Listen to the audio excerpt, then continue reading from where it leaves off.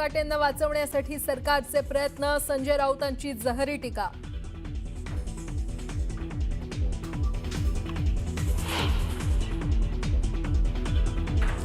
Mumbai महापालिकेसाठी Eknath शिंदेंचं 10,000 कोटींचं budget. प्रत्येक उमेदवाराला शिंदे 10 कोटी रुपये देणार. संजय राऊतांच्या आरोपांमुळे एकच खळबळ.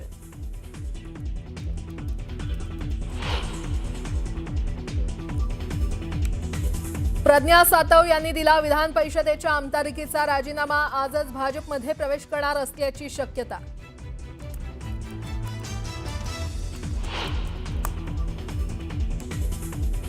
पिंपरी चिंचवडमध्ये राष्ट्रवादीला धक्का. राष्ट्रवादीचे माजी नगरसेवक राहुल कलाटे भाजपच्या वाटेवर. कलाटेंसह एकूण 22 जणांचा भाजपमध्ये पक्षप्रवेश होणार.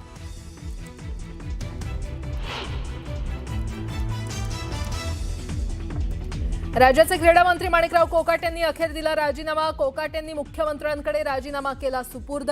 कोकाटेंकडील क्रीडा खातं अजित पवारांकडे सोपवलं.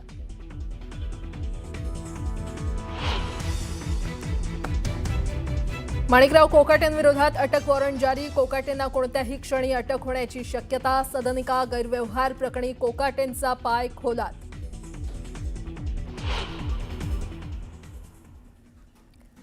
आणि ज्येष्ठ शिल्पकार राम सुतार यांचं निधन. वयाच्या 151व्या वर्षी घेतला अखेरचा श्वास.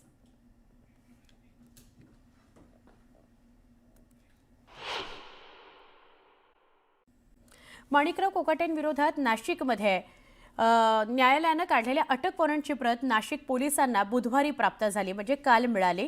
त्यानंतर आता कायदेशीर प्रक्रिया पूर्ण झाल्यावर पोलिसांकडून पुढची कारवाई होते का हे बघावं लागेल.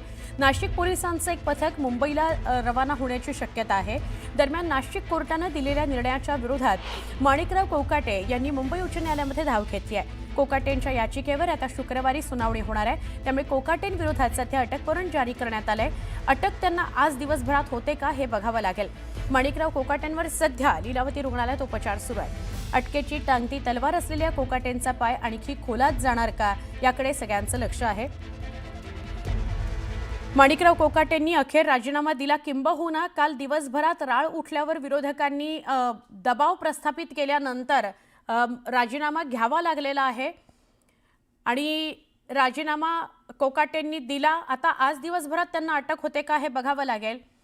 आपल्याबरोबर उद्धव बाळासाहेब ठाकरे पक्षाच्या नेत्या प्रवक्त्या सुषमाताई अंधारे उपस्थित आहेत, त्यांच्याशी बोलूया. सुषमाताई, काल दिवसभर जेव्हा अटक वॉरंट जारी झालं त्यानंतर सुद्धा राजीनामा आला नाही. उशिरा राजीनामा मुख्यमंत्र्यांकडे सुपूर्द करावा लागला. मग माझा पहिला प्रश्न हाच असेल की विरोधकांनी खूप मोठ्या प्रमाणात दबाव टाकल्यानंतर या घडामोडी घडल्या. खरं तर विरोधकांनी माणिकराव कोकाटेंचा राजीनामा हा जेव्हा पहिल्यांदा खालच्या कोर्टाने ऑर्डर केली होती तेव्हाच फार जोर लावून धरलेला होता. पण तेव्हा या सरकारने ते बॅकफुटवर असतानाही त्यांनी त्यांचा खातेपालट केला होता. अगदी आता कालही पुन्हा राजीनामा सुपूर्द केलाय, मात्र तो राजीनामा स्वीकारलाय आम्ही याची घोषणा करणं बाकी आहे. शेवटच्या क्षणापर्यंत राष्ट्रवादीचा प्रयत्न असेल की आपण शुक्रवारपर्यंत वेळ मारून न्यावी आणि शुक्रवारी जर कोर्टाचा दिलासा येत असेल तर शुक्रवारी लगेचच हात वर करता येतील आणि तो राजीनामा आम्ही स्वीकारला नाही असं सरकारकडून सांगण्यात येईल का. मात्र या सगळ्यांमध्ये अजून एक महत्वाची गोष्ट मिसिंग मला वाटते आपल्या चर्चेत आहे, ती ही की मुख्यमंत्री एका क्षणात राजीनामा स्वीकारू शकतात. अगदी जर राष्ट्रवादी काँग्रेसने तो राजीनामा तिकडे सुपूर्द केलेला आहे तर मग देवेंद्रजी तो राजीनामा स्वीकारत का नाहीत. तर याचं साधं उत्तर आहे की देवेंद्रजींना हे प्रकरण अधिक चिघळवत ठेवायचं आहे. महापालिका निवडणुकांच्या तोंडावर तो राजीनामा तर होणारच आहे, पण थोडा 2 दिवस उशिरा जर आपण घेतला, जितका ते चिघळेल तितका दादांच्या पक्षाला डॅमेज अधिकचा होईल. तो डॅमेज जास्तीत जास्त होण्यासाठी देवेंद्रजी अतिशय उत्तम प्रकारे खेळत आहेत. त्यांनी काय खेळायचे ते खेळावं. मात्र आम्ही ठाम आहोत की माणिकराव कोकाटेंचा राजीनामा हा स्वीकारला तर गेला पाहिजे. त्यांच्या आमदारकीचा विषय आहे महत्त्वाचा म्हणजे, आणि त्यांना अटक. आता आपल्याकडे अटकेचा परत एक विचार केला गेला पाहिजे की संसद सदस्य किंवा विधिमंडळ सदस्य यांना काही विशेष अधिकार असतात आमदार खासदारांचे. त्या विशेष अधिकारामध्ये अटकेपासून संरक्षणचा एक महत्वाचा अधिकार असतो. हे जे अटकेपासूनचं संरक्षण आहे हे आमदार असल्यामुळे, पण मुळात कोर्टाची नीट ऑर्डर व्यवस्थित बघितली तर त्या सगळ्यांच्या नंतर माणिकराव कोकाटेंची आमदारकीच रद्द होते. हम्म. त्यामुळे ती ती अटक त्यांना रोखता येणार नाही. आणि दुसरी गोष्ट की खालच्या कोर्टाचा निर्णय, शक्यतो वरचं कोर्ट 90 to 95% ते कोर्ट ऍज इट इज ती ऑर्डर ठेवत असतं. त्यामुळे कोकाटे किंवा कोकाटेंचा पक्ष ज्या भ्रमात आहे की उद्या आम्हाला दिलासा मिळेल आणि मग आम्ही त्याच्यातनं मार्ग काढू शकू, तर त्याची शक्यता फार धुसर आहे. ती काहीही तिकडे कोर्टाची ऑर्डर आली तरी नक्की. सुद्धा मला असं वाटतं की एका स्वच्छ प्रशासन आणि पारदर्शक प्रशासन म्हणून आता हा राजीनामा स्वीकारला गेला पाहिजे तातडीने. अगदी राजीनामा स्वीकारला गेला पाहिजे अशा प्रकारचं वृत्त अजून ताई समोर आलेलं नाही, पण क्रीडा खातं मात्र अजित पवारांकडे दिलं गेलेलं आहे. आणि हे सुद्धा म्हणजे हे खातं कुणाकडे द्यायचं असं पत्र सुद्धा मुख्यमंत्र्यांनी राज्यपालांना काल पाठवलं होतं अशी ही माहिती मिळते. पण ताई, आज दिवसभरामध्ये नाशिकमधनं पथक निघून लीलावतीमध्ये येऊन अटक झाली पाहिजे आणि त्यासाठी सुद्धाच्या काही तरतुदी आहेत की हॉस्पिटल अरेस्ट होतं का किंवा काय, तर ते तातडीनं होणं गरजेचं आहे उद्यापर्यंतची वाट न बघता.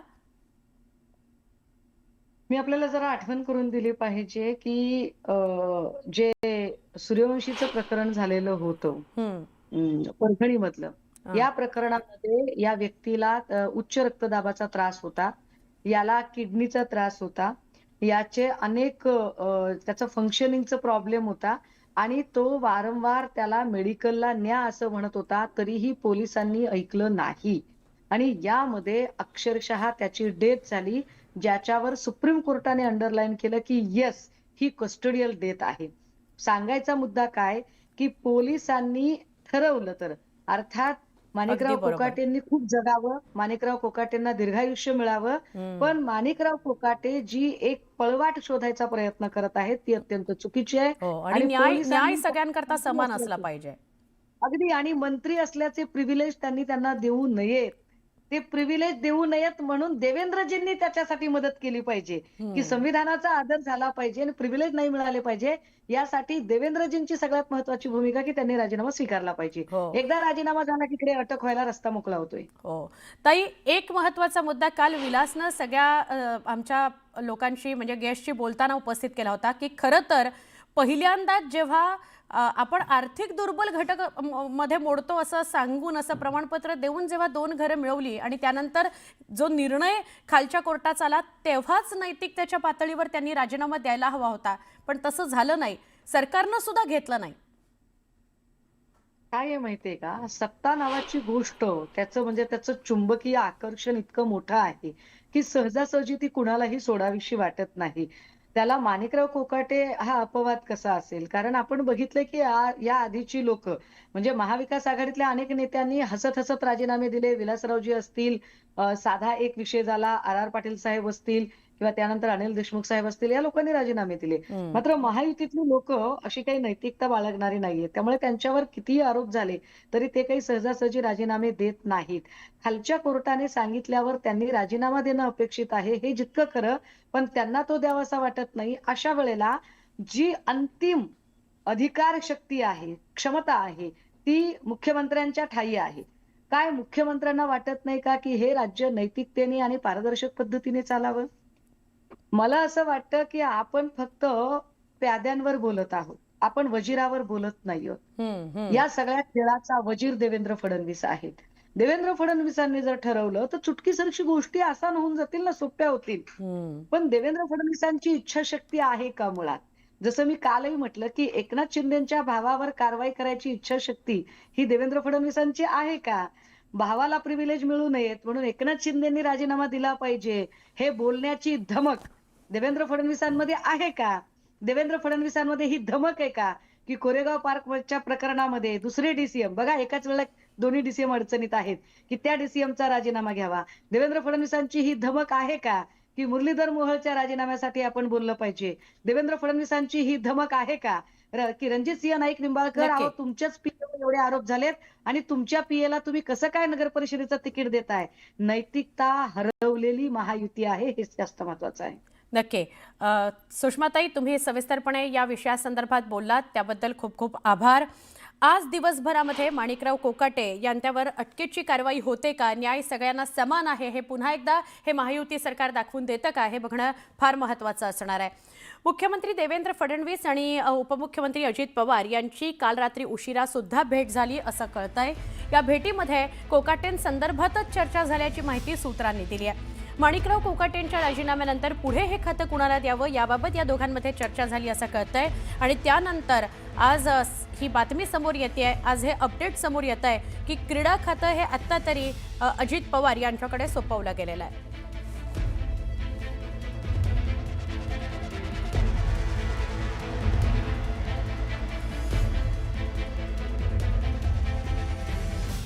माणिकराव कोकाटे यांचा राजीनामा घेतला नाही, त्यांची खाती काढून घेऊन मंत्रिपद तसंच ठेवलं असा आरोप राष्ट्रवादी काँग्रेस शरदचंद्र पवार पक्षाचे प्रदेशाध्यक्ष शशिकांत शिंदे यांनी केलाय.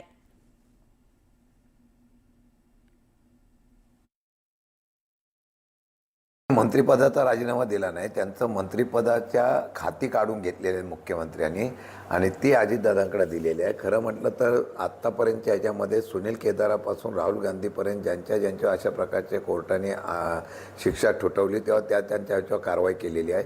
आणि डिस्ट्रिक्ट कोर्टाचा निर्णय झाल्यानंतर खरं म्हटलं तर मंत्रिपद काढून ज्यावेळा ते निर्दोष होतील तोपर्यंत ते मंत्रिपद काढून घ्यायला पाहिजे होतं, पण तसं न घेता कोर्टाचा आदेशाची वाट पाहण्यासाठी हायकोर्टात गेले. हायकोर्टातून आता सुप्रीम कोर्टामध्ये जाईपर्यंत मला वाटत नाही की त्यांच्यावर मंत्रिपदाची कारवाई करतील.